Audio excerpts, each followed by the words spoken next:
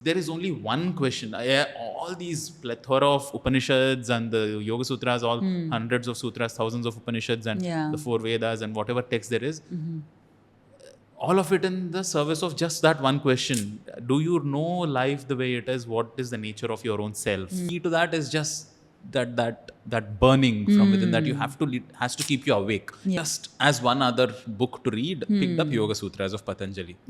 Now this was one text I was getting the meanings of. I could get what vibhakti, what vachana, what linga, or whatever else, all the grammatical aspects of it, the meaning of it. But I knew that there is a layer of reality to that text which is much deeper than the literal meaning of it.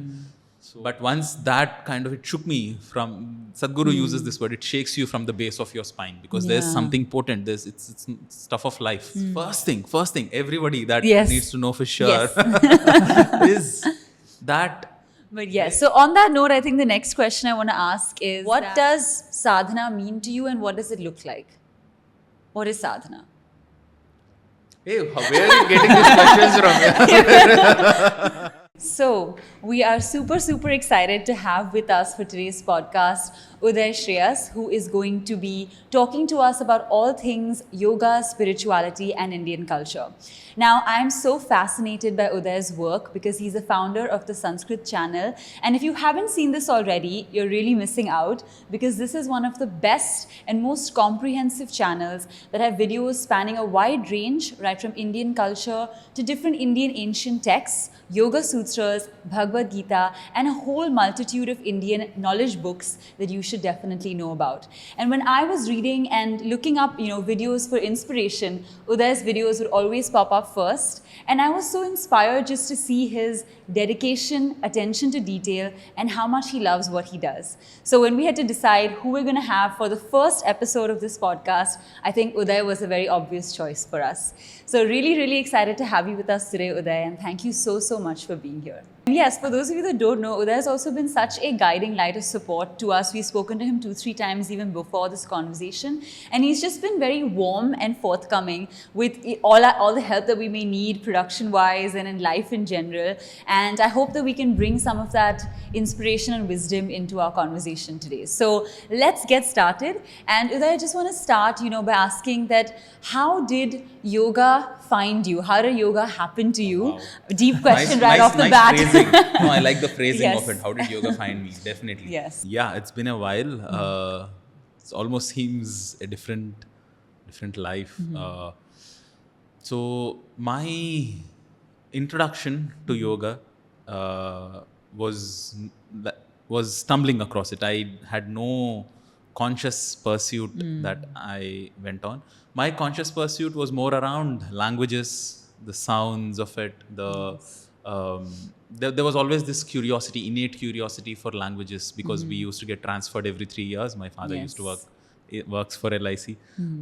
So every 3 years, it's a new language, new ambience, new dialect, and make new friends. So it started with a necessity, and that kind of gave me an edge, a kind of a skill that just happened. I don't know if it is divine grace or not, but it just happened in life. That was a situation I was put in, and kind of that skill developed over time. And that eventually led to me stumbling across Sanskrit as a language. And because Sanskrit has this vast set of literature across diverse fields. The first book we started with to learn the language was Bhagavad Gita. Yes. With no clue about how profound or how life transforming the text can be. Just we used to use that to teach ourselves grammatical aspects of language. Yes. And then once I noticed that the skill with language was very quickly developing because of my prior exposure to all these other regional languages. Sanskrit was very intuitive. And I started thinking in my head that now I know Sanskrit. I'm the linguist. I'm here, guys. I'm the expert on Sanskrit language. I don't need any dictionary. Of course, I know if I read a sentence, I can understand it. I don't need anybody's help teaching myself Sanskrit. That was the... But that's so powerful, I have to say, because I am just like, let me just use a dictionary. This was 10 years ago. Now I have come to a situation where I'm like, I don't know a sound of it. I hear a sound and I'm like, what is this? Why is this sound being used? Yeah. But I have absolutely, the more I get into it, the more clueless I see that I am. Yes. But anyways, so now with that kind of roaming around in my head, that I am now an expert in Sanskrit, Yes. I casually, just as one other book to read, picked up Yoga Sutras of Patanjali. Yeah. Now, this was one text I was getting the meanings of. I could get what vibhakti, what vachana, what linga, or whatever else, all the grammatical aspects of it, the meaning of it. But I knew that there is a layer of reality to that text which is much deeper than the literal meaning of it. So that was when I had to humble myself forcefully and seek other people's interpretations, which I did not value much back then. Yeah. Now anybody who can explain and get me to what this actually has to say, please get me there. And I struggled a lot. I did not, it was not a pleasant experience at all. Yeah. I used to just wake up and just pour over it, not get anywhere. I could actually feel that sensation within me that I'm stuck. Wow. Literally physically stuck, and where do I move from here? How do I get closer to that meaning?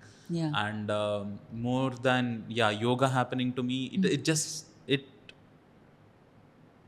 these words, right, they get thrown around, this grace or this benevolence, this it happened. I'm super thankful that it happened that way. And people keep asking me, how do we get that? I think the key to that is just that burning from within, that you have to has to keep you awake. Yes. It has to not let you rest. And once that sense of thirst and curiosity happens, you'll find that source somewhere. The source will seek you in that sense. Both ways. So that's how yoga happened. And that's how meaning. So I started listening to other people's videos, watching everybody's interpretations of it, from books, from videos, wherever I could get more meaning and more. I could get closer to the sutras. And Sadhguru's videos made, I connected with them the most. His articulation, the way he presented it. And since then, since his program, I got to know about him, saw where the program was happening. It was I just attended the program just for this one main reason, that I don't have to travel too much to get there. It was just beside it was in the same building. Wow, you were like, this is convenient. This is convenient, let's just go see what they're doing. But they had this program called Inner Engineering. By the end of those 7 days of that program, whatever they did, it kind of opened up new, all these terms that I might throw around it, these might seem too heavy, but new realms of experience that I did not know existed before, that I did not know was humanly possible to experience before. So once that kind of opened up, I got convinced that this is legit stuff. Because before that, even that was not certain in my mind. Is it real or no? Is it real? Are there, there's another business happening in the world? I had doubts. But once that kind of, it shook me from, Sadhguru uses this word, it shakes you from the base of your spine, because there's something potent, it's stuff of life. And once that taste I got, then there was no turning back. That kind of toppled my life outside, upside down. So quit my job that was there, which was the main thing to do, which was what I was preparing for my your whole entire life until then. Like, this is what I'm supposed to be doing. Correct. So, and Sanskrit is what led me towards that. And once I had that experience, a little bit of a taste of yoga, that in turn deepened my understanding of Sanskrit itself, the language, the sounds. It got me closer to the roots of Sanskrit. And that understanding made my journey and experience of yoga deeper. So with that, I've been just, dancing along. Wow, I like just floating through the sutras. Taking up new texts that I want to explore. Just looking at what the nature of life itself, the world around. And just enjoying life as it goes. And now I'm here. For part 2. Talking to other fellow passengers along this journey. So that's so beautiful. And I think, so, a different question has come to my mind now as you were, discussing your journey. I wanted to ask you, what do you think is the importance of the right guru, or the right person to kind of initiate you or lead you into this journey. I think everybody has a different person who does that for you. And, I think in your life, maybe Sadhguru-ji was one of the foremost ones for you. And what has his impact been, or what is the role of a guru for you in this journey? Anything that I'll say now will be only relatable to those people who have found that sweetness there. And in anybody else, it will sound like absolute. Or they'll aspire for it. Like what? I don't think so. You see, I always think in terms of how I would have felt if I was this before any of this happened. Yes. So, what is the importance of the right guru? I would say the importance is more on the right questions in life to ask. Yeah. It starts from the seeker. That are you really,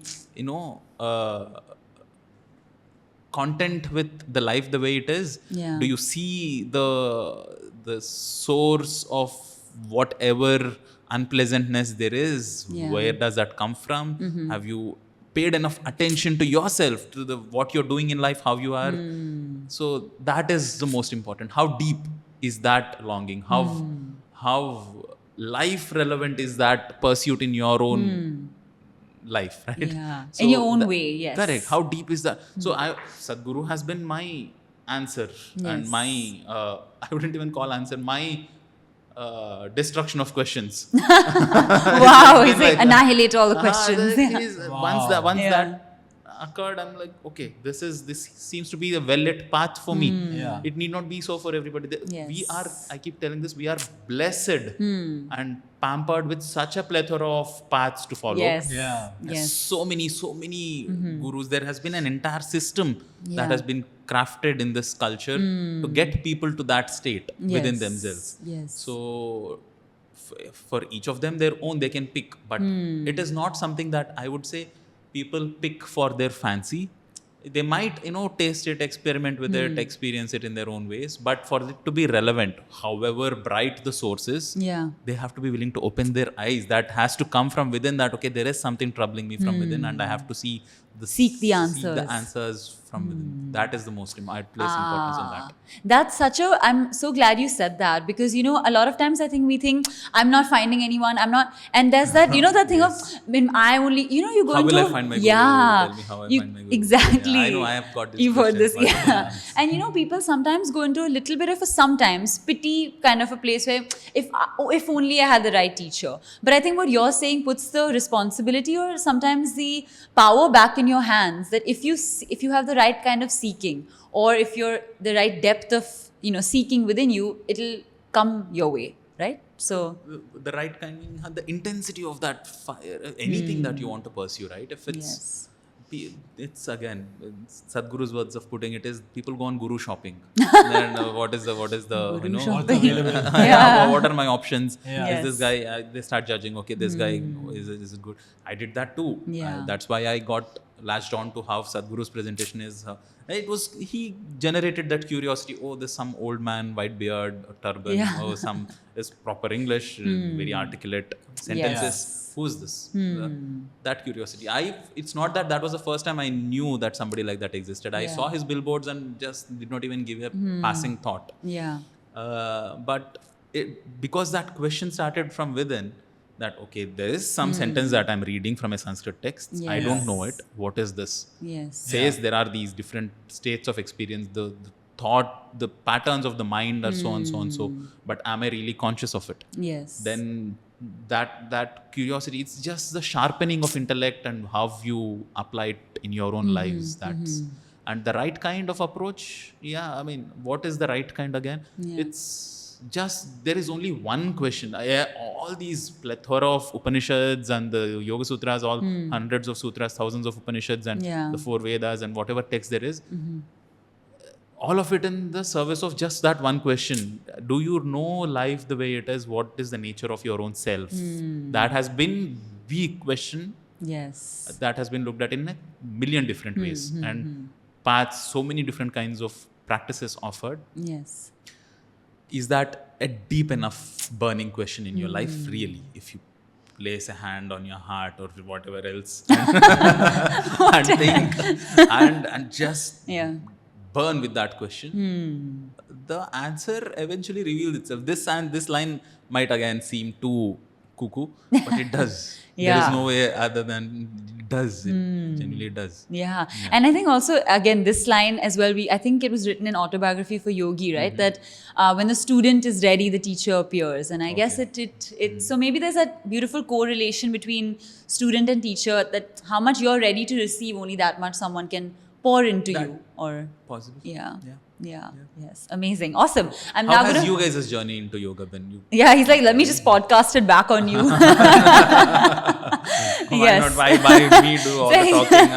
Let me do. If I scratch your back, you can. We There's one phrase that we laughed about in the car on the way here. Which is that, people say, I scratch your back, you scratch mine. Oh, yeah. Help each other. And we were just... But we find that a very funny phrase, because if you take just it the literally, visual. scratching each other's back is a little random. That's what we're doing now. This, guys, is a problem of two Hatha yogis. You practice Hatha yoga a lot.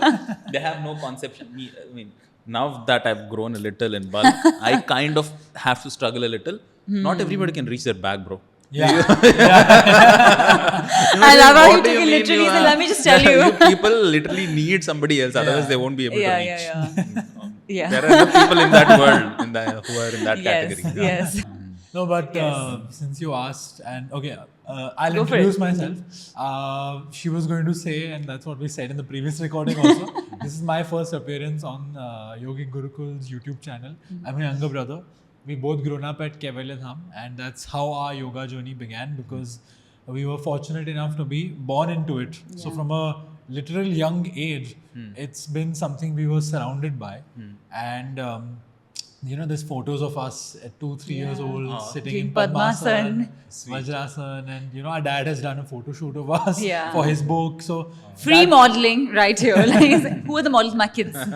But all of this aside, it started off with just being in that atmosphere. It was by default that we didn't see it any other way.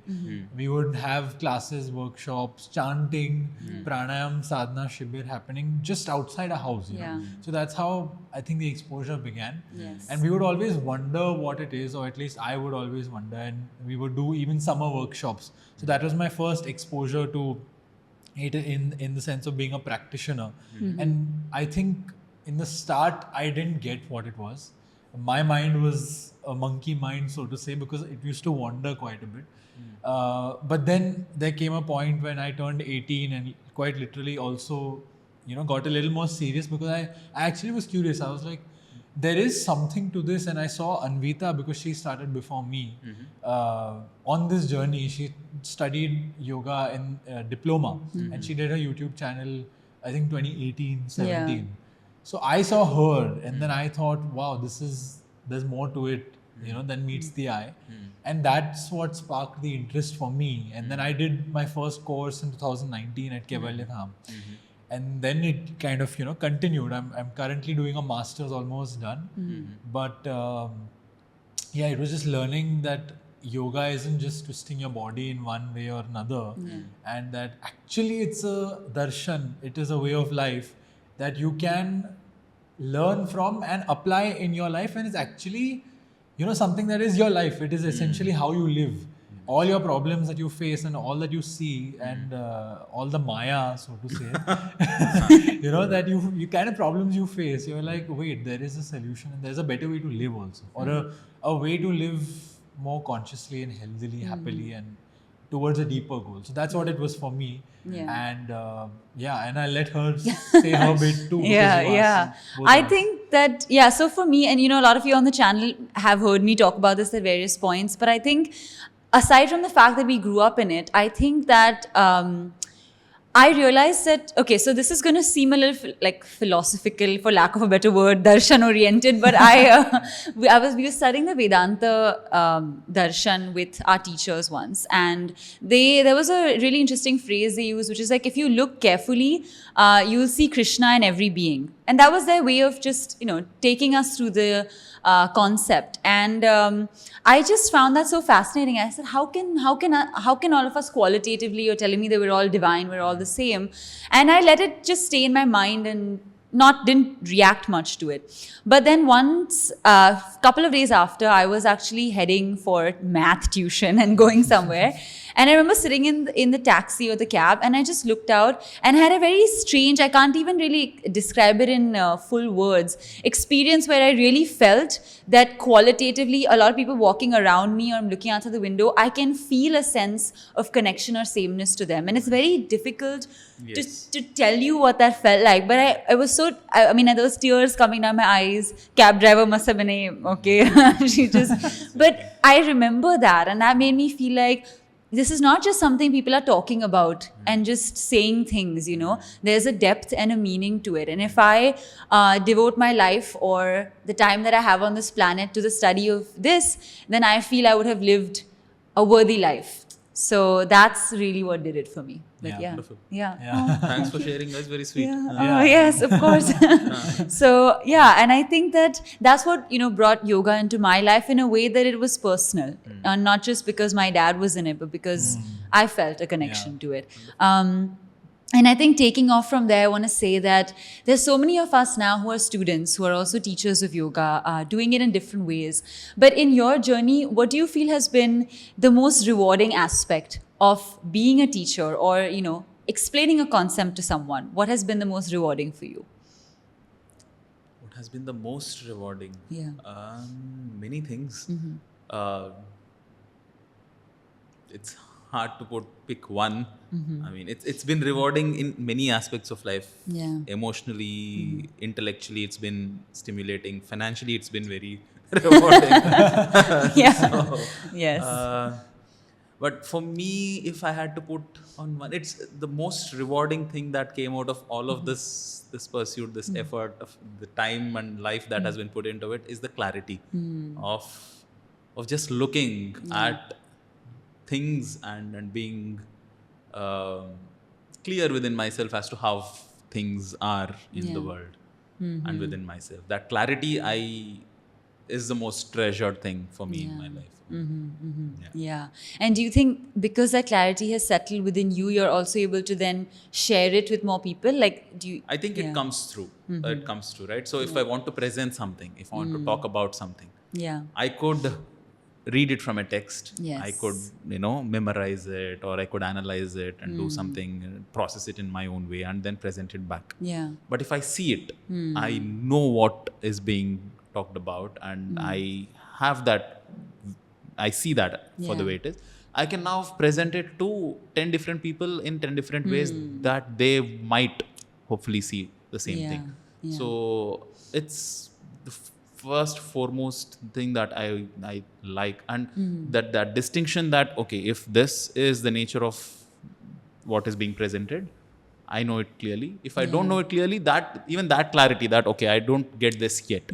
But that distinction. Because once that is lost, you are in airy fairy land. So I don't, that is the most rewarding thing in my life, that, all right, there is things to know, there are things to know, and then there are things that I don't know yet. And once I know this, I know this for good. That kind of distinction between what is theory, what is experience, what do I know for sure, what do I not know yet. I'm going to ask a slightly deep question. What are the top 3 things you would say you know for sure? Because, you said clarity. I was like, okay, not because I want to put you in a spot, but because I think it'll help us. Top 3 things that I know for sure. Across everything that you studied so far. It'll sound too... It's something that you demonstrate. It's not something that you claim. These things are not claimed. But top 3 things that I know for sure is first thing, everybody that needs to know for sure is that there is more to using sounds with and utterances than just using it for some momentary use in the world. Sound, as we can utter it, the human vocal apparatus is profoundly potent. It can make or break things. It's super, super powerful. So that is one clarity. That okay, the potency of sound itself, and the relationship between what is uttered as sound and what it holds as its essence. I keep giving multiple examples to demonstrate this in many of my courses, in my videos. We can keep, world languages share the same sounds for the same things that need to be conveyed. So sama, and same, which means things being equal, share the same sound. Mata, matru and mother, pitru and pater, father, bhratra and brother, mortality and mrityu, sthiti and sthana and statue, hridaya and heart. These are everywhere. You look at words closely enough, you see these sounds being common and inherent and at the base of something that is being conveyed. So that is one clarity that I know for sure. Yes. One, how do I now pick and choose between things that make sense? Yes. The others will sound too. Now you cross the realm of logic and go into aspects of life that start to sound senseless because they're beyond the sense. By definition, they are senseless. So yes. Yeah. So we'll take this one then from you for now. That this is the because you have to be sensible and sound make a lot of logical sense to convince people that this path works. I start talking about the juice of life flowing from somewhere else. They'll be like, what is he saying? What nonsense. But I think it always helps because I've realized when you say what is for sure, in your experience, you've felt the truth of it somewhere. And that always helps people, I think. So this, even what you shared with us now, is helpful because people can now, explore this path more in their own experience and see how it holds true for them. So I still think this I can give with examples. Yes. That you can share it. Akriti, creation, karya, all of these have that base. I can give examples and references. Now I start about the magic of life. The ecstasy of just losing yourself into creation. Where example? What example? You just have to be that way. I'm always like that. So the example is that's too much. That's too much. Yes. No, I understand. So that's fair enough. Do you want to go for the next one? Okay, so there's one question which we discussed earlier, and of course, I know what you might say. What you intend to say might be the same. Answer also you're giving for your question. You ask a question. Let me decide how to answer it. I think he's like, मैं question पूछूंगा chess खेल रहे हैं क्या? I think he's like in take one. I knew you said this. In the sense that your intention of answering would be the same. What you say might be different, but my question remains. Let's see if it comes the same. The question, of course, was there is often everybody uses the word philosophy to describe what we call darshan, or what you incessantly say is darshan. But there is a difference between the two words that many people, I think, don't know, including, I think, us till a certain point maybe. So I want to know what, according to you, is the difference between the two words and why it is so important to know that difference between the words philosophy and darshan. Yes. Not just those two words. It is, in my limited personal opinion, which I think is very, very important and relevant, of course. I love the framing of the sentence. It is extremely important to use sounds that are appropriate for what we are conveying. So we might think that, okay, this word is good enough to convey something. But it might not. I'm not in favor of using words because by convention, or somebody else uses it, let's use it. Unfortunately, have to do that because English language is largely constructed that way. But how do you hold the essence of what needs to be conveyed in a sound has been very, very beautifully and very closely crafted consciously in Sanskrit as a language. So it is very experienceable. You can feel it, tangibly feel it by aham idanim samskrita bhashayam vadami tasya madhuryam va tasya ruchihi va tat bhinnameva angla bhashayam tu tat nasti. So these words that are used to depict asti nasti, where does that sat asat, that's where it comes. Asti nasti come from sat, but exist does not exist, non-existent. These words might somewhere share those sounds, but they're not exactly that.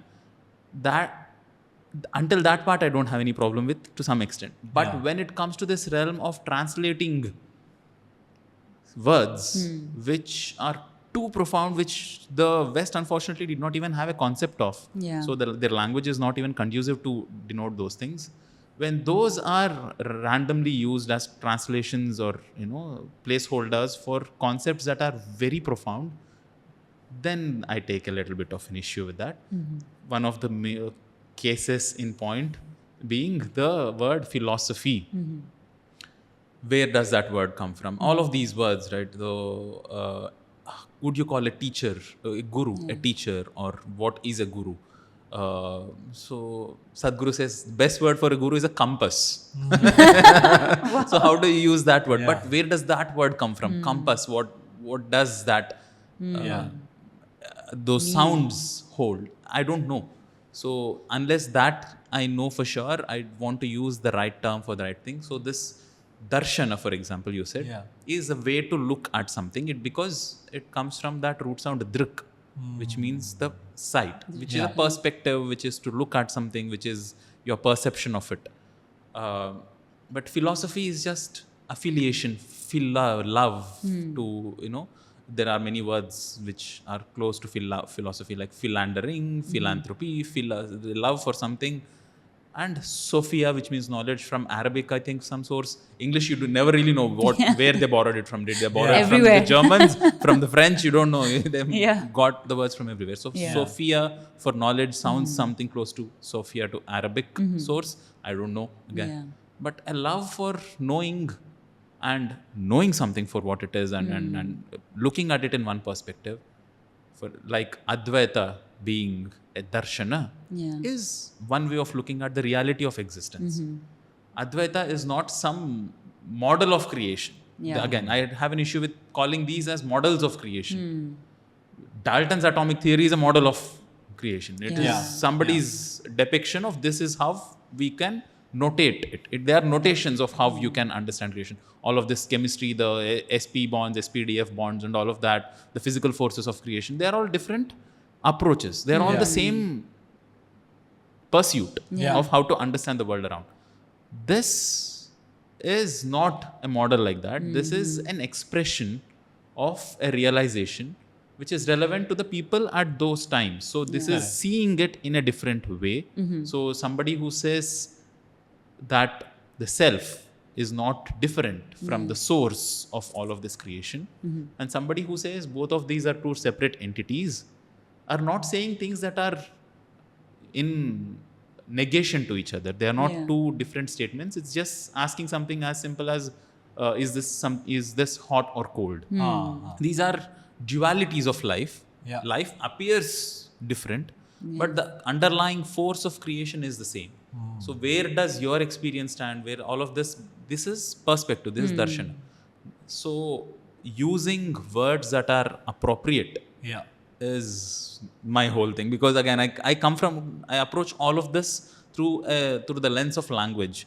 Again, this language might seem like a too rudimentary a tool, but the way we look at it as Samskrita Bhasha, it is the divine. It is not a source to get to the divine. The language itself is divine. As potent. It's the source of creation itself. Sound as it goes. So is it with music. So we don't, in this culture, music, we look at it from the very fundamentals of creation. Can you imagine the Sangeeta Shastra text, one of the pioneering texts of Sangeeta Shastra called Sangeeta Ratnakara, starts about the formation of an embryo. That is how the text starts. Goes into 2 chapters about how the formation of the human body, and then the unstruck sound and the struck sound, the positions of them within the body. Even the Sanskrit alphabet has physiological correlations across the human body. So we looked at how to make use of the physical to understand the mechanics behind it, which stems from the non-physical. So any pursuit that we go on, even mathematics, which might seem the most dry of subjects, to, of course, the Jyotisha and Tantra and Vastu and all of our explorations Yeah. had that at the back, at their As their backbone, basis. as their basis. That there exists something more fundamental which is common to all of life and creation, Yes. from which all of these manifestations come forth. All the other, these are not, again, anybody who looks at it from a different lens has not come up with their own philosophy. Correct.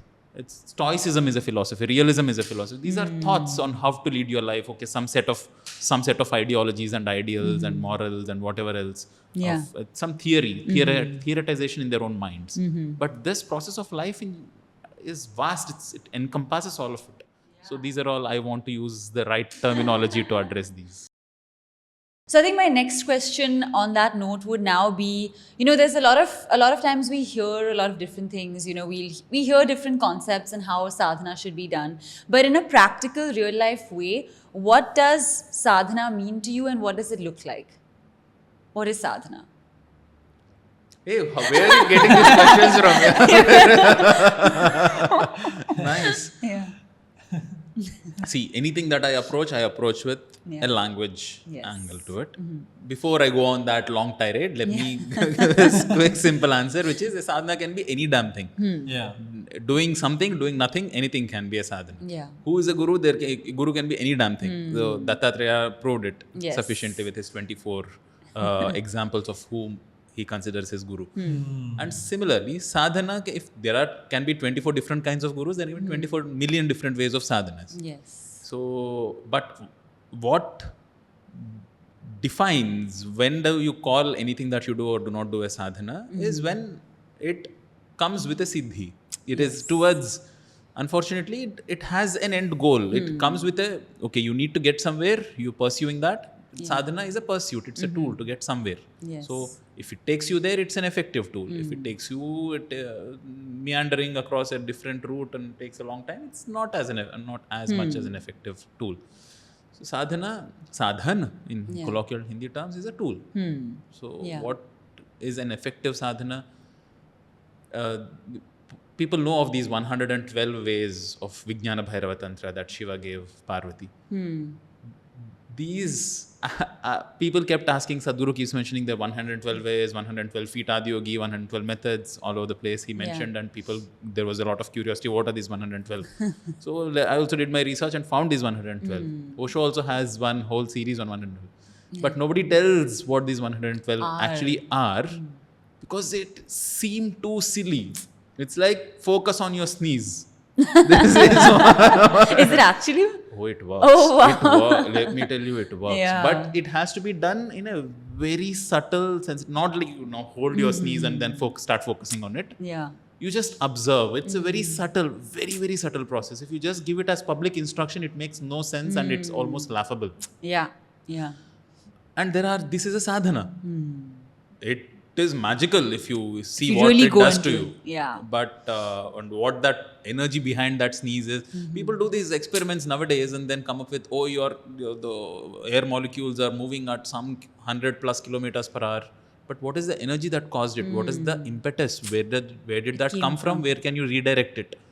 It's a sadhana in itself. And there are, the blinks with the nose, the breath, so anything that exists, does not exist, they have made, can be done into a sadhana. It's a doorway. So. Wow. Yeah. And then, so what has been the most potent form of sadhana for you? Hey, all these questions are rigged questions. Where did you get all these? No, I don't. It's honestly just coming. Shambho. We'll take that as a compliment. What has been? Please repeat the question. What has been the most potent, or just like in your experience, what has been the most? This sadhana, wow, that was really something for you. There is something. This is just something that I do not usually get into at all. I don't like. Yeah. There is this. Sadhguru has devised a process of inculcating bhakti. Bhakti as a term, as a process, is too deceptive. It's too tricky to get into. Because what passes off for bhakti in the world is people know what they're doing in the name of bhakti. It's so elegant, it's so effortless, it is so effective, it is just rewarding beyond measure. But to get there, how do you get it? It's not, unfortunately, it is not step by step. Yeah. It is not, there is no process to getting there. There, Sadhguru has devised something that hopefully Helps. will works and moves somebody in that direction. Yeah. But in the most potent sadhana in my life, it's bhakti. And again, it's a privilege that something like that occurs in life. Yeah. I think that's so beautiful though, because again, for everyone, the way they have bhakti or towards whom or towards what they have bhakti might be different. Bhakti is but not towards something. It's not. Tell us more about that. There is bhukti, which is there is people know bhukti. Bhugat rahe, yeah. Bhugat rahe, it's experience or Yes, inward, bhoga. bhoga. Wonderful, wonderful. This is exactly that. Yeah. That comes from the same root sound. Yes. As bhukti comes from the same root sound as bhoga, and bhugat rahe hain is also the colloquial term. Yeah. Bhojana, all of that, which is bringing outside things into yourself and turning the senses outward and experiencing something, taking that input within. Yeah. Now, bhajana, bhakti, bhaje, all the bhaja govindam, that is bhajana, where how do you tell this thing? So it's like love.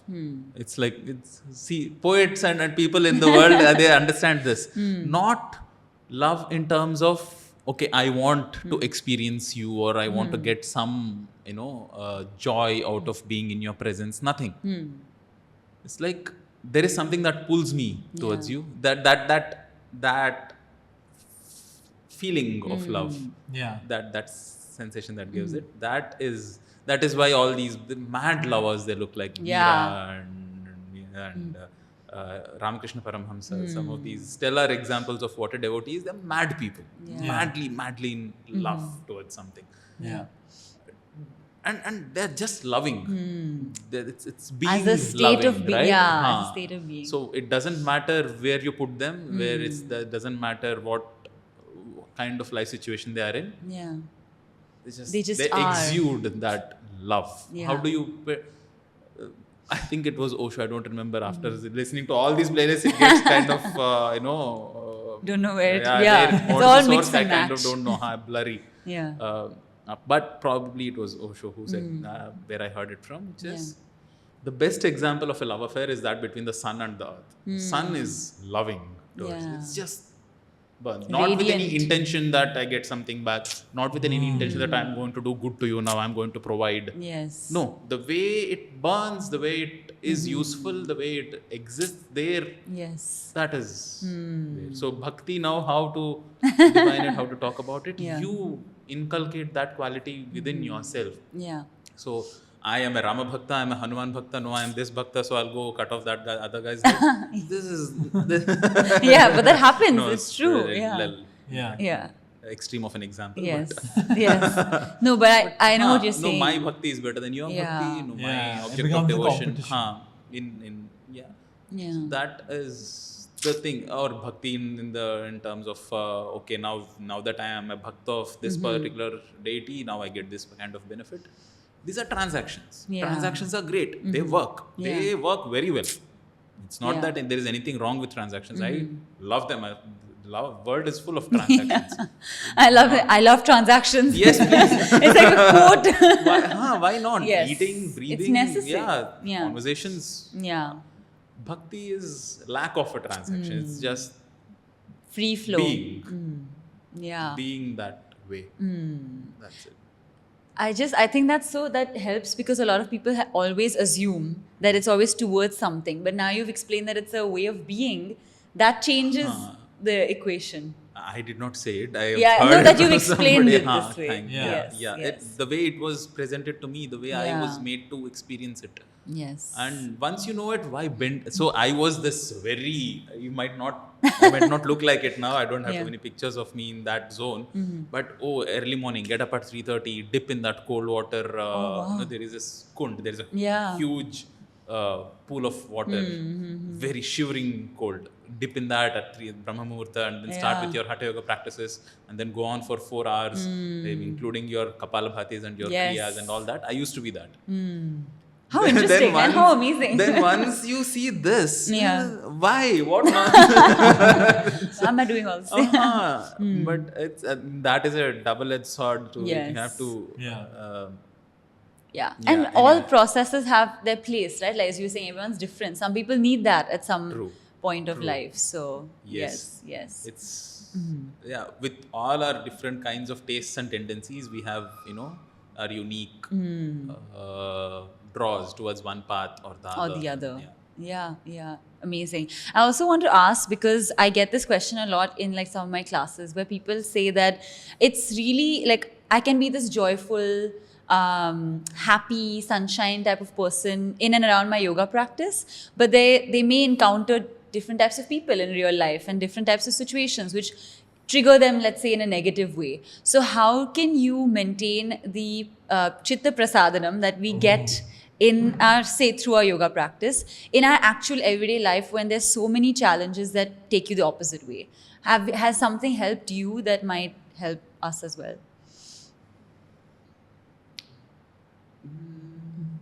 It comes with practice, I guess. Practice, yes. It comes with practice like anything else. One thing was, again, going back to Sadhguru, anything that you talk about being effective and as a process and experience, I'll go back to Sadhguru. He said, if people think anger or sadness, these are tools to get something done. That, okay, now I'm angry with you, now I'm sad with you. So sometimes they work. That is the unfortunate thing. So you can get work done by being angry at somebody or being sad with somebody or being, troubling yourself, getting into a negative state within and then trying to inflict that upon somebody else. Things get done in the world, unfortunately. So people think that is some kind of an empowerment. But he said it is like drinking poison within yourself and hoping the other person dies. Oh, that's and because this is a stupid way of doing things in the world, at least give them poison or don't drink it yourself. Within yourself you maintain that pleasantness. And if you're not doing that and anger is happening somewhere from within you and you are subject to all of that, realize that you're being stupid. And he says the very nature of the human being, it won't let you sleep that night if you really see that you're being stupid that day. That you have had anger or... Correct. Especially if you realize that the way I was idiotic. Then you can't be like, "Arey main," because in all of our head, we are the protagonist. So we're like, "Main aisa, arey, no, I did not." मैं villain तो नहीं हूँ. Villain नहीं, that's dumb. It's stupid. So after some time, it slowly gets away from your head that, okay, what is the point? If I can help it, I'll help it. If I can't help it, I'll move away, do something else. Or handle things differently. And it's a constant process. You see that again and again and again in your life, and you apply it, you're there. And would you say that, because obviously like we make mistakes during the process, how can we also be kind to ourselves? Because you have to admit that was really dumb of me, but should you be like, what should your conversation with yourself be in this kind of a space? Guys, again, I'm not being asked questions which are Sanskrit oriented and very experiential. So most of what I'm going to say is people would have heard it from Sadhguru and I'm coming from there. What are you trying to do? Talking to yourself. Where is this talking to yourself? You're thinking in your head and splitting yourself into two. This is drama. This is talking to yourself, motivating yourself, loving yourself, hating yourself. There's only one self. I'm here now. This is me. What is me talking to myself? That's where the confusion starts. No, you are escaping the possibility. That's of fixing something which you want fixed. And what do you mean kind to yourself?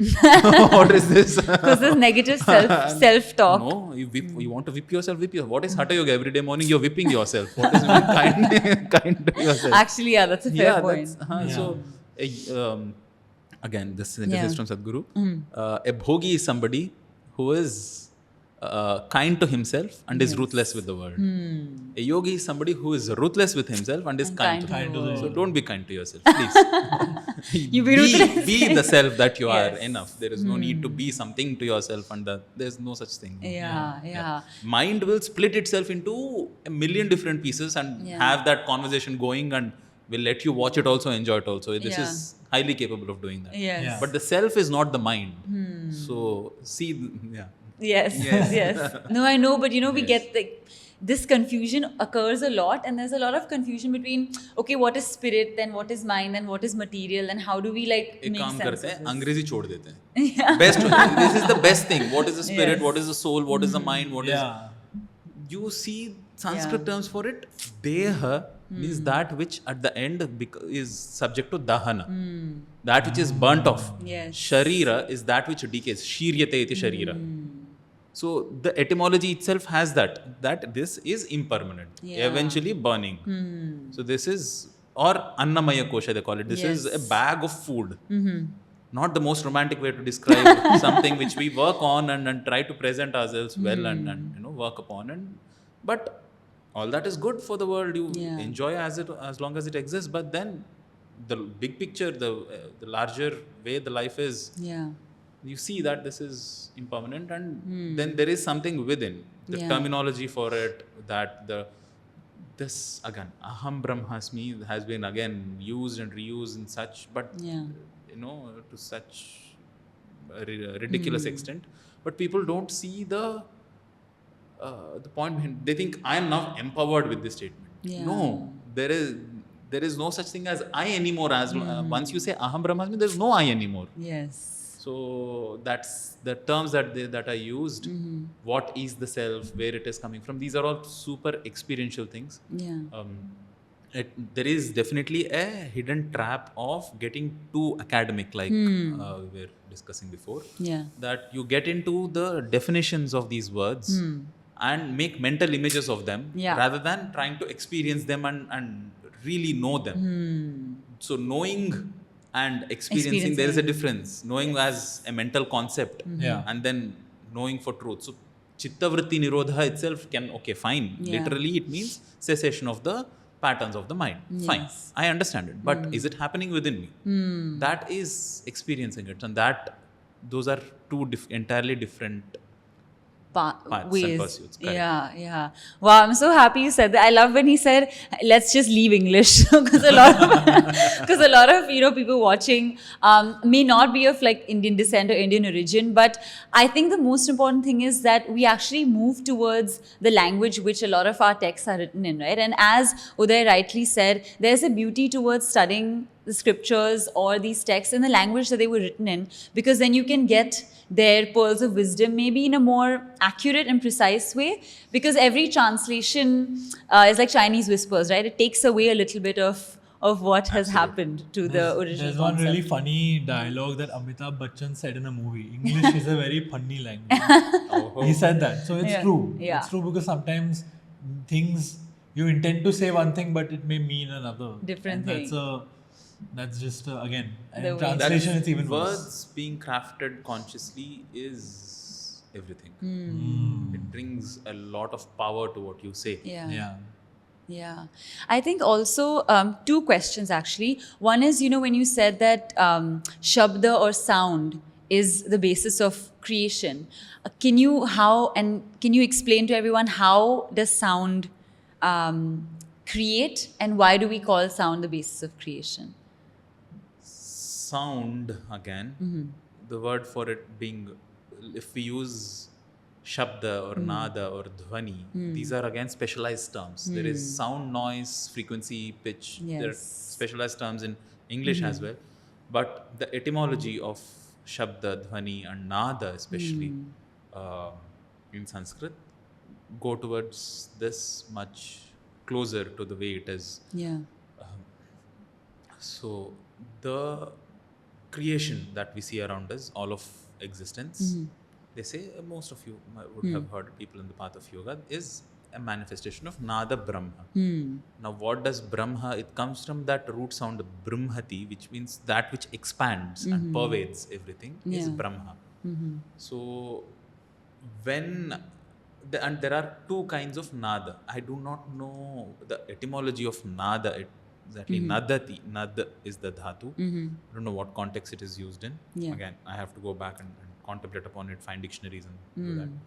But there is ahatanada and anahatanada as two different kinds of sounds. Yes. So any kind of disturbance in any medium that has been done by two things striking each other is ahatanada. Two things striking each other produces some disturbance, some waves of some repeating pattern, cyclical pattern. What is, if we strip sound as that we hear and as energy itself, something that repeats.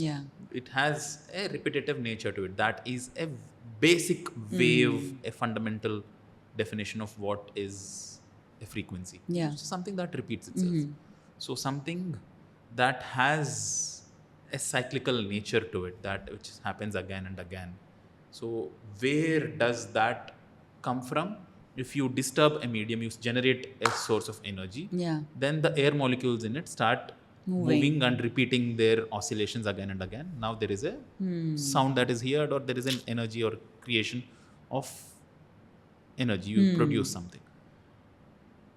Anahatanada is a repetition of things in creation that did not start with two things striking each other, but energy itself manifesting in cyclical movement. That is the basis of all of creation, that anahata nada cannot even be called sound anymore. It is anahata nada. That unstruck sound is the English translation. You can't even hear. Anahata nada.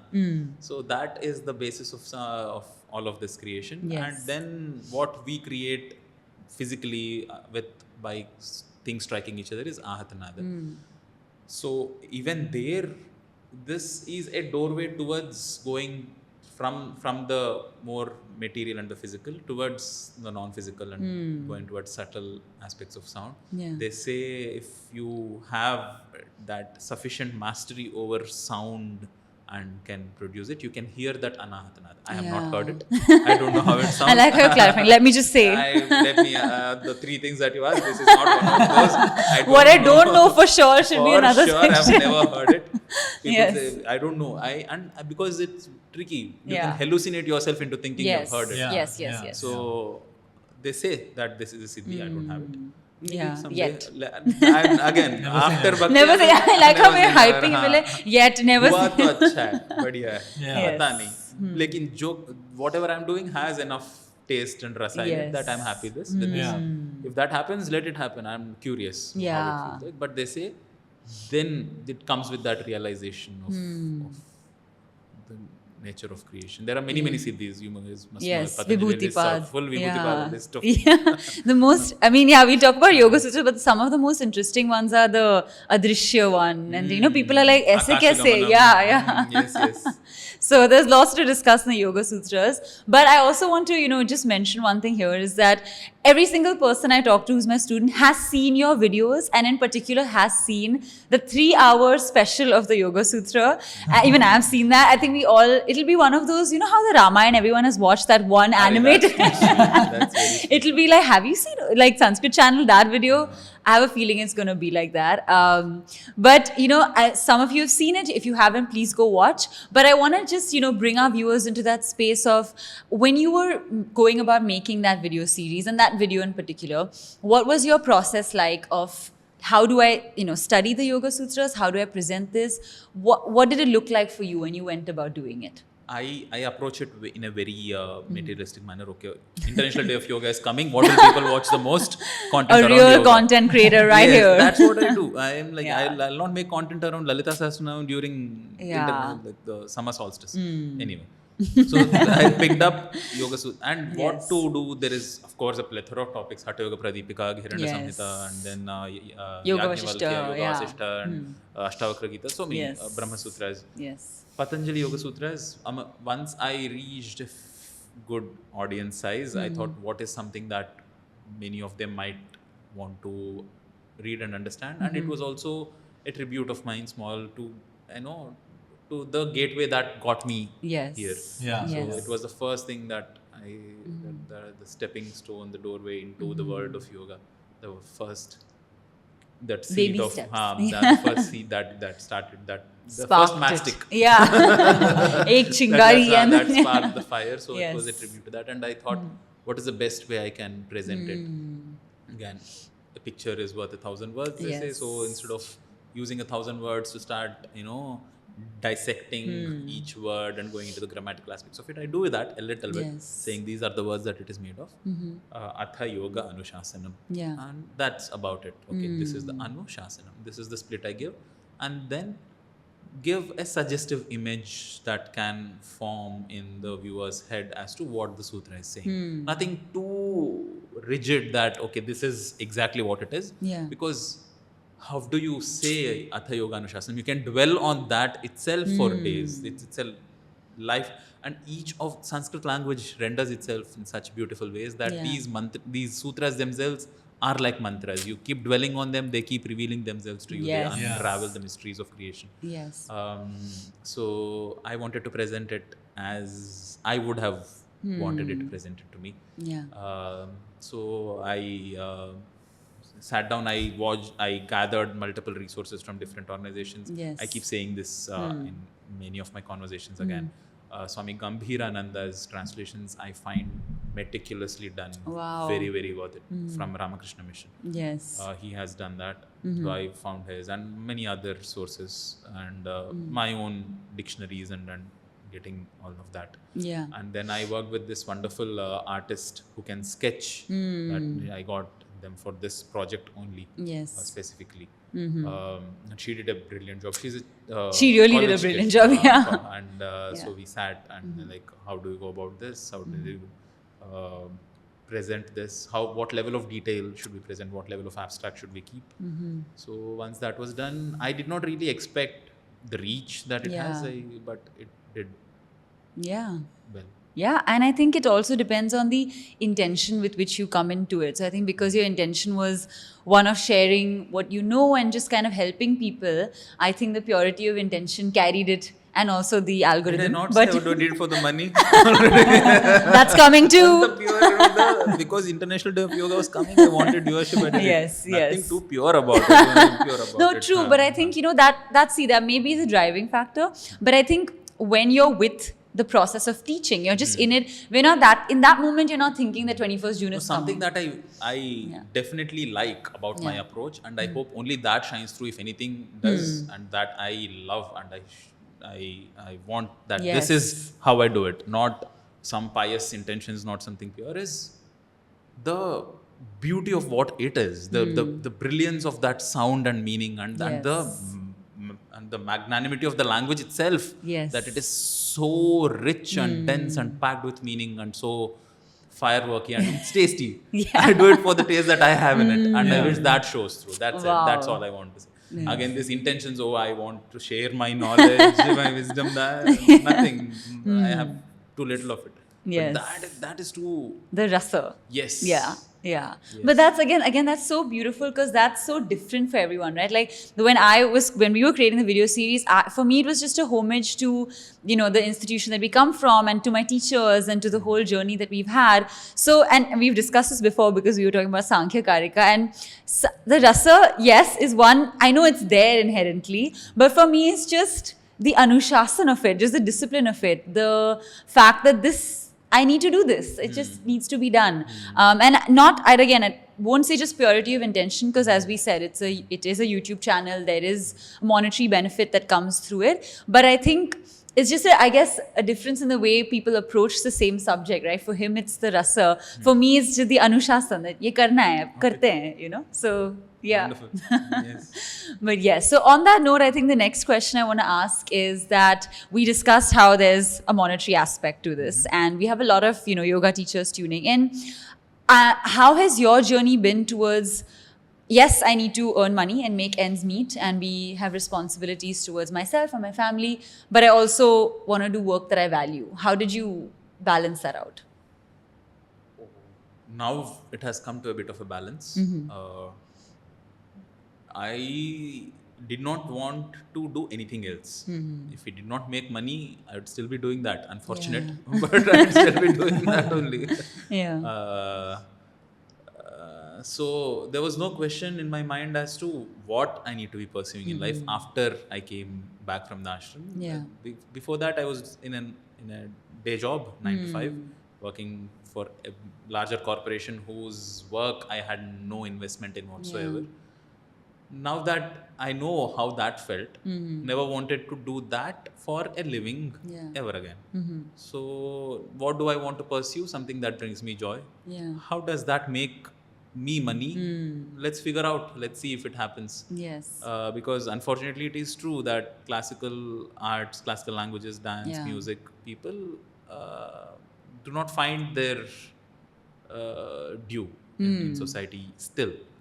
It's a struggle to find students, to keep students, to reach scale. Many challenges exist. Technical challenges. Many of them are like not today. technically. Many of them are not technically savvy. You guys at least know how to run this thing, set up mics. Many of them don't. So there are many challenges along the way. But if figuring that all out and presenting it, packaging it, how do I, what sorts of monetary options exist? How can I get that? You have to set up streams of getting paid. So it took time. So how do I balance it? I don't know. I've been just figuring it out along the way. So I take a topic that is of interest to me, that I hope is of interest to the audience. I see how best I can present it in my resources. Thankfully, the better resources we have, the better, more production quality. I have this complaint with myself and with general Indian creators at large, and especially people who have anything of substance to offer, that we really don't invest enough in production quality of our own stuff, either in presenting it, packaging it, the equipment, the graphics, the time. People, we are the biggest, I don't know, just use this somewhere else. The biggest technological revolution that happened in the field of Sanskrit teaching until very recently has been the printing press. Really? Just, what books, is happening? people have not, tell me, is there one video of the entire Valmiki Ramayana? Not that we know all the shlokas of Mahabharatam? Only books exist still. This is the printing press, latest revolution. People have not, why have we not made videos of the most fundamental, great opportunity for me. Definitely a great opportunity for me. And this video format is not the latest technological platform out there. You can make it much more immersive, much more tangible. Why are concepts like Jyotisha being sidelined as pseudoscience and not given their due? And people think grahas are planets, and they say, oh, you are calling a Surya, a star, as a graha. Chandra is a satellite, you are calling that also a graha, so your terminology is wrong. No, graha is not a planet in the first place. So why are these concepts not presented in a tangible manner? People have these solar system models in the most basic kindergarten classes. Why do we not have a solar system, not a solar system, but the Navagraha model on a table? What are these nakshatras and the 27 nakshatras and the 4 padas making 108 along the ecliptic? Why is this not on a table yet? This is huge opportunity. Maybe because we're busy copying the West. We are busy, honestly, very truly said. They have made enormous strides. The West has made enormous strides technically, the way the external engineering is done, the mic, the equipment. Half of what we use are roads and cars and everything is from the West. The spectacles, everything, every damn thing. But what our strengths are, we have definitely not capitalized on, because we have never seen this as something to capitalize. That has been our downfall. Such a so true. So we have somewhere we have to now do that and present it, leverage it, because it is worth it. The subject is worth it. Yes. And it needs to reach more people, like you're saying. Absolutely reach more people in its authentic format rather than some distorted version. Correct. What do you, because I know you're really passionate about education as well. So is there something how do you feel about bridging the gap here, and what are your thoughts on this? That's the name of Jumping my into, that's the name of Anvay's podcast. Shameless plug. I have a podcast called BTG. So BTG stands for Bridging the Gap. And that's also what our names mean. So to do with education, I mean, I have many thoughts. I definitely feel like Okay, so there's two questions. I feel there is a lack of Sanskrit in our education system, which I think everybody knows. Yeah. I want to ask you, why do you think there's a lack, and what can we do to bring it back? Yeah. And the second question would be, how can we Indianize or make our education system Bharatiya and not so, from the Anglicized. Anglicized, and God knows what other lenses there are, but it's definitely not Bharatiya. So I think the world is moving. We are moving as a We are moving. civilization in that Yeah. direction. Yeah. We can see how we hasten it, quicken the process. correct. The the change it is is definitely generational happening. work, Yeah. but generational work will not be taken up by generations in general. Individual people have to stand up and do something about it. Why is that not mainstream Sanskrit education? It was systematically broken down. No question about it. Yeah. It's not that with time, somehow we forgot. Yeah. People made sure there are clear enough evidences and papers and correspondences between the British Empire and their Minions. minions. Well done. I don't know Thank how you. to I sometimes Yeah. pause to find the right word. I can Thank easily you. just Well bridge done. the gap. Yes. And their Yes. minions here. Yeah. There are correspondences on how to break the civilization Yeah. and what to target to break it. So Gurukul systems were destroyed. Yeah. Libraries were burnt even before that. Yeah. Yeah. So heartbreaking. it takes time because it was intentionally and deliberately and in a structured manner broken down. We have to intentionally, deliberately, in a structured manner build it back. Yeah. So Anvay had like a brainwave. Yeah, he's right. That is a Yeah. how do we do it? Yeah. What needs to be done now? Yeah. People with actual substance. Somebody with big neem sticks, get behind them, thrash them on their backs and get them moving. Because we as a community of Sanskrit teachers are too complacent.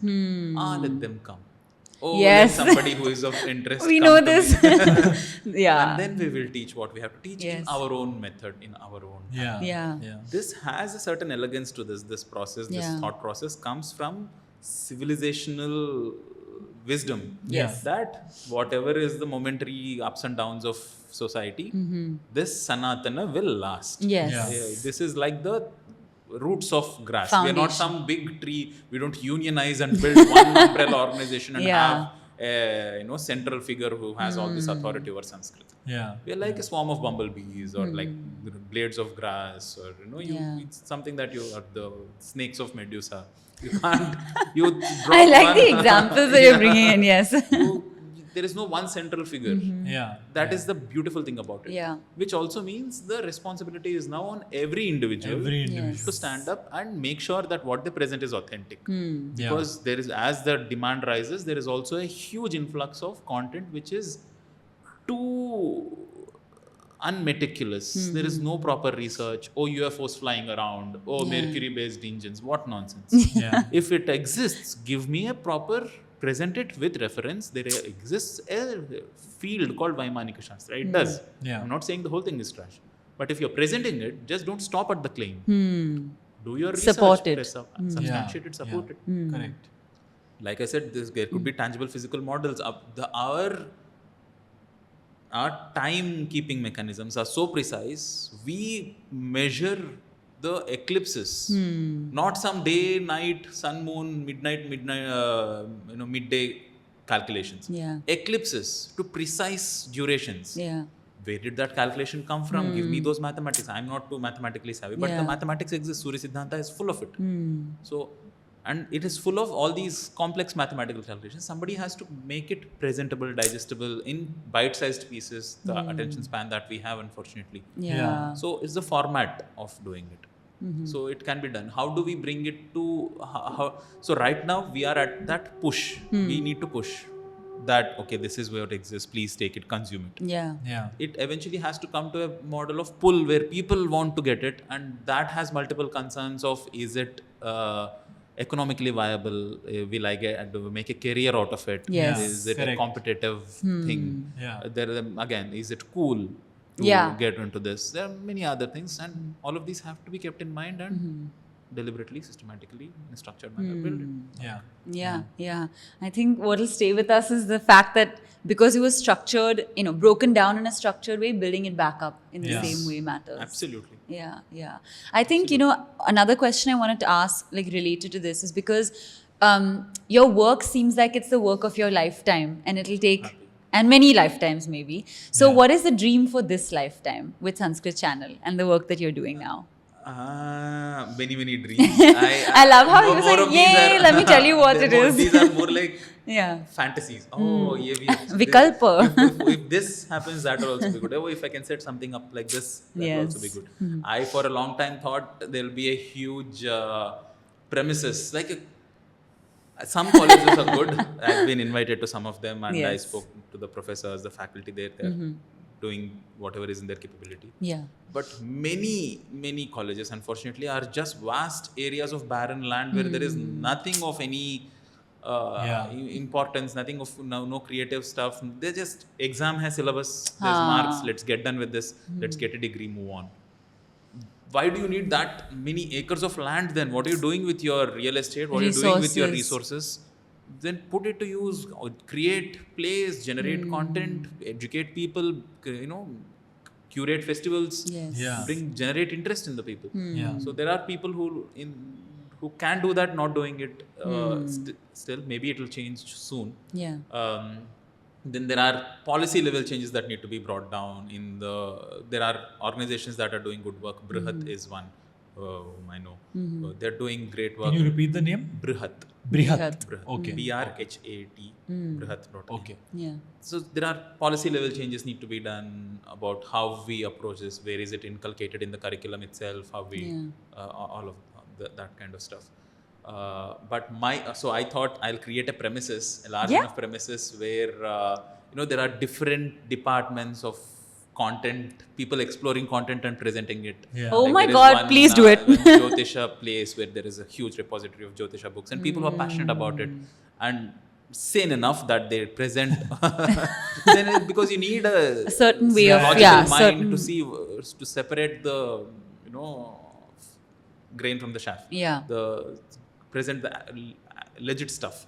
So people who are passionate, people who are sane and logical in their minds, present this, have a creative present this, and do this for Vyakarana, do this for Sangeeta, do this for different allied fields of Sanskrit language with Sanskrit as the center.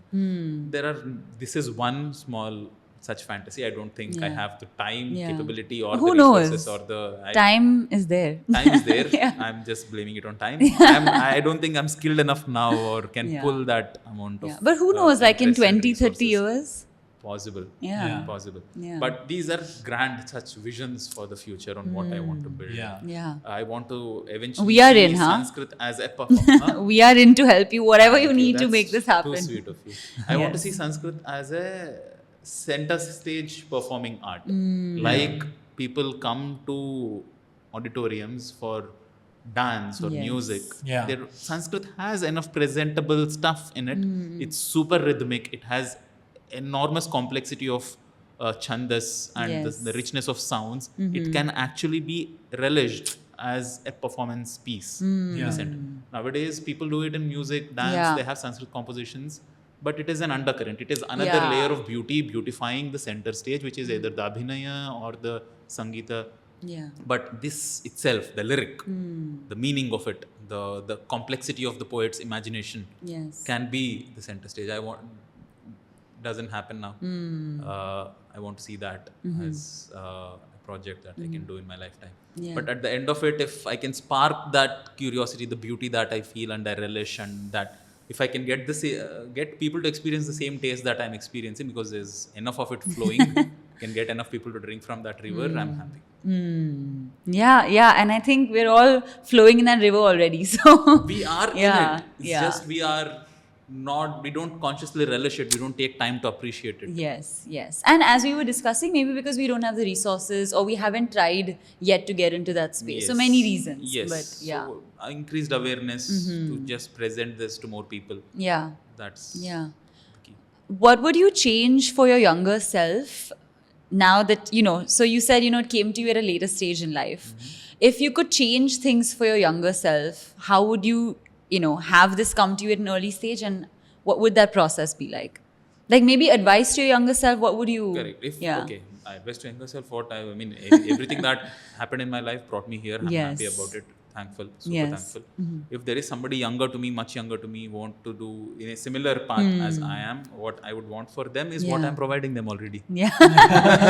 I'm already doing it. On it. No, I want, that's how I approach my projects, Yes. right? So how I want things to be presented to me Yes. as I would have appreciated them.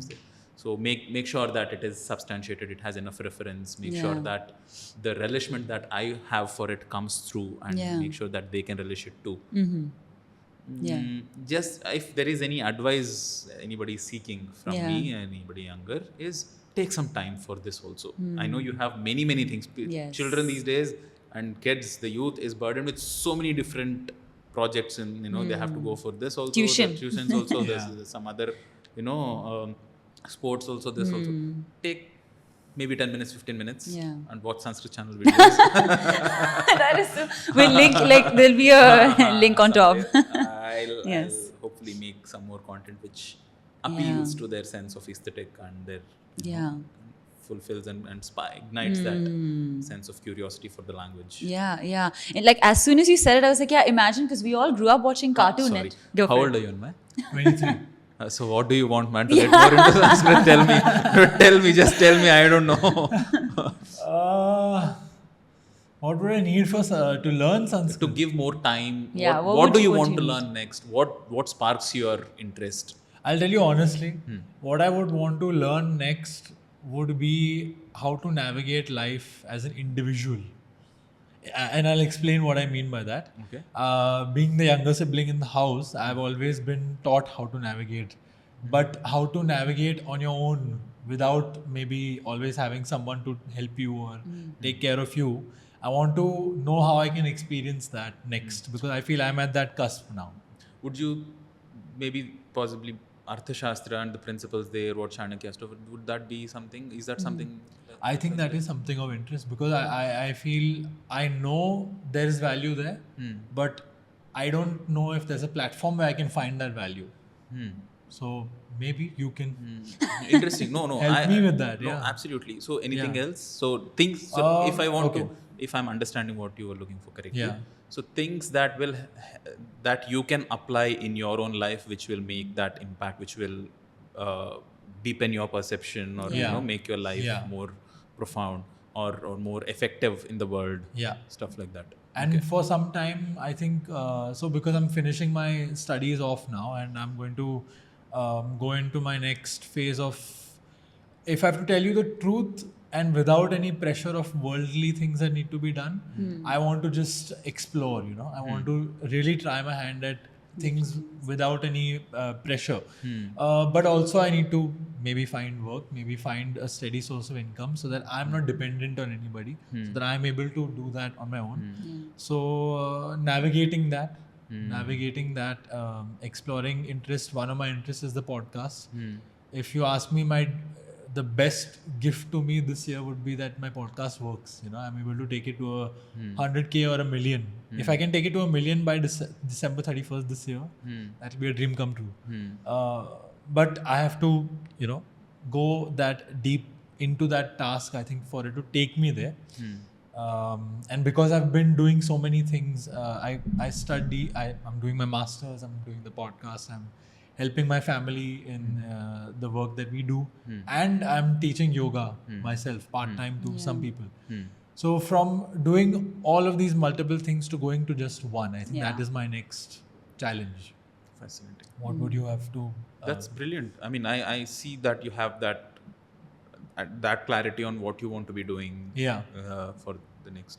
And where do you see Sanskrit language and literature or any of these allied fields? So Arthashastra, the principles there, that might be of great relevance to you if you want to explore that.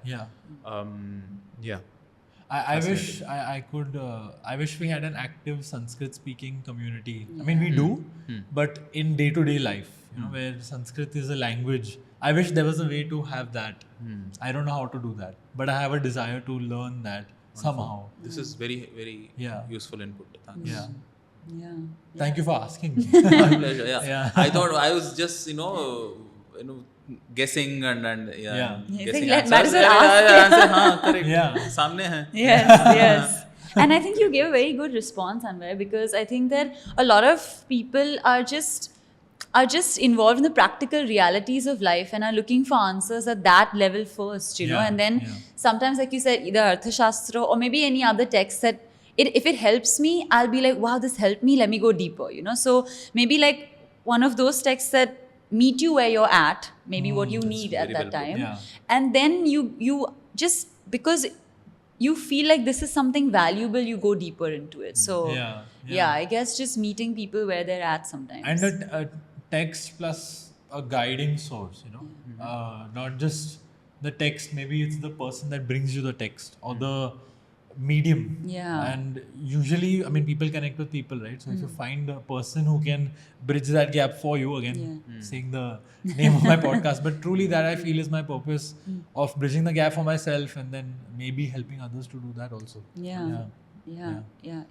And I think, you know, as you were discussing, I think YouTube is definitely one long form way of doing that. What are your thoughts on Reels and Instagram and short form content for these deeper topics? It's terrible as a format, but it's inevitable that you have to play by that. You can't now, if you are in the game, you can't now complain about the rules of the game. People say, the algorithms are doing people wrong by reducing the... it's because people want them at large, at scale, that algorithms are doing it. So, I am trying to... play by those rules, and I've not been too successful in creating that one viral reel or something. I see the long form content, your approach is different. I'm here as a teacher. Now I know something. Okay, fine. Let's come sit. Let's talk. I'll explore this together, and if possible, relish this together, and have a conversation. Reels, I need to grab your attention quickly. I can't be in that teacher mode anymore. Come, let's see. I'm not there to entertain you. Correct. The mode changes. In the 4 seconds that you are about to swipe away, I have to get your information. Kya karoon? Oh my God. I mean, remember you were saying performing arts, so maybe this is a starting point. See, I'm experimenting with it. I'm definitely not going to keep just silent cursing the format. I have to play by the format and then make audience grab it. I see there are some language teachers who are doing some things which kind of grab that attention. Doesn't really fit my aesthetic, but I don't know. Honestly don't know. Let's see. But there definitely is a lot of possibility and a lot of potential for this to be presented in a format which is captivating. Maybe I'll do that. Let's see. Then we'll have Udaya on Reels as well. It'll be amazing. I made Reels, It's not like okay, so we have to go and like them. It's not, they have not been super successful because even in the Reel, I start teaching. Chalo, abhi, at least I've tried teaching the whole shloka in one Reel within 1 minute. Or just one name of Vishnu Sahasranama and see where that word comes from. What are other words in our general vocabulary in the world which are derived from the same word, same name. Still too technical for a format where people are not actively searching for it. Correct. Patanjali Yoga Sutras, somebody wants to learn, they actively search for Yoga Sutras and come and click on this, watch for 10 minutes at least. Reels, they're not looking for my video at all. Among the many millions of reels, I'm one of them. I have 4 seconds to grab their attention. A tricky challenge for a content creator. Let's see. Yes, and we'll take it on. You'll see how it happens. Awesome. Haven't cracked that yet. Yeah. When I do, Tell us back with you. I'll come back with you that yes, now I can tell you. Then we'll title a video. 3-4 of those. Instagram content creator with 10 million shares his secrets. Correct.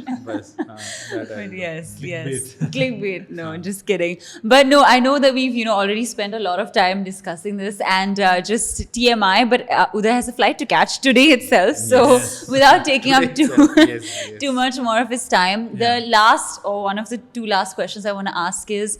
One thing that really strikes me about you and always even struck me about you in the videos is I feel really at peace watching you and even at interacting with you. And because you have it, I feel it.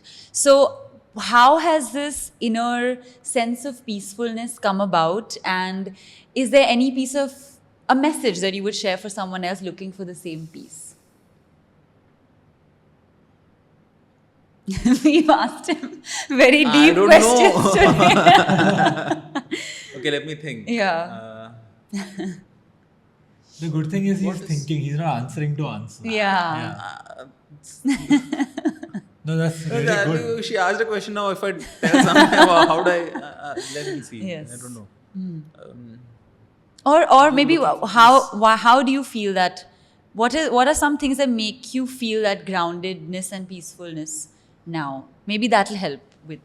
See, I've been brainwashed into a way of being where I don't know any other way to be now. It's not that I have options. That, okay, now I'm settled down. Yes. Next day I'm flying around uncontrolled. It's full ironing of clothes, how they do, like that it's happened.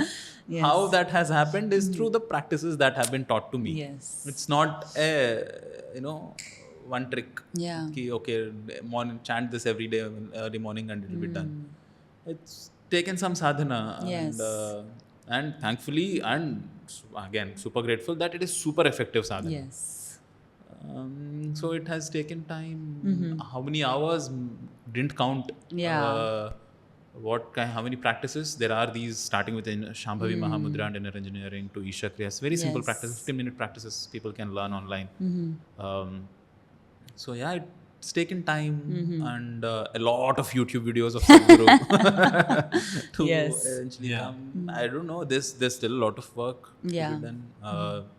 But one thing that has helped me was immensely super helpful has been.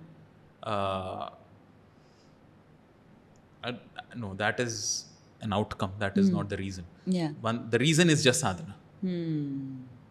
The outcome has been that I'm in a zone where I'm doing the things that I love and I spend time and effort and life doing what matters to me. But that is an outcome. That is not the reason for this. Yeah. I do that because now I'm settled and happy and content within myself. Wow. As soon as you said sadhana, I was like, he's going to mic drop and just be like, that's the message. Let's go. Yeah. Do your sadhana, guys. Yeah. So you would say that's the key. It worked for me. Yeah. I don't know if it's the key or not. One of the keys. It worked for One me. of the keys. Nice. Correct. Yes. Yeah. Awesome. Anvay, over to you for the last question. Well, the last question is, how would you want people to remember you after you go? Would you want people to remember you after you go? Yeah, good. I don't know. Yeah, I think so. It will be nice. It's like, please. I think so. What do you think? It'll not feel nice to me, but now the way I'm thinking about it, maybe it will be nice if somebody remembers. Yes. If nobody remembers, I don't have any problem with it. I love where that. would I be to suffer? I'm in the next realm. It's okay. I don't know where I'll be. I have no clue, Yeah. so I'll not suffer. Yes. Right now, the way I am, it feels okay. There is a hopeful thought Yes. that maybe after I go, my work endures, my thoughts, my memories endure. Yeah. But that is a hope that I have. I know where it's coming from, where that hope. Nobody is immortal. Yes. Nothing is immortal. That's true. Yeah. Amazing. I love how he was honest. He's like, yeah, I hope so. Like that was very heartfelt. It exists. But I know where that hope is coming from and it's not going to be so. Yeah, I think, I was watching one of Sadhguru's videos where he was saying that all systems eventually will collapse and new systems will rise just depending on what people find value in, and that's okay at that time.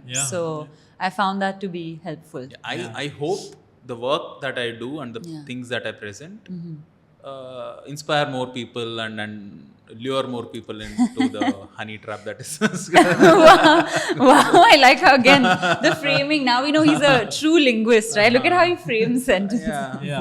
So Yes. if more people can come relish it, then great. I'm happy. Yes. Amazing. I'm happy either ways. But they're good for them.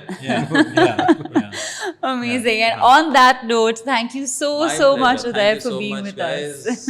For having me on your show and this hospitality in your city. Nice. Thank you. Thank you so much, Udaya. And this was our first episode. So thank you for bearing with us. Before this podcast we met.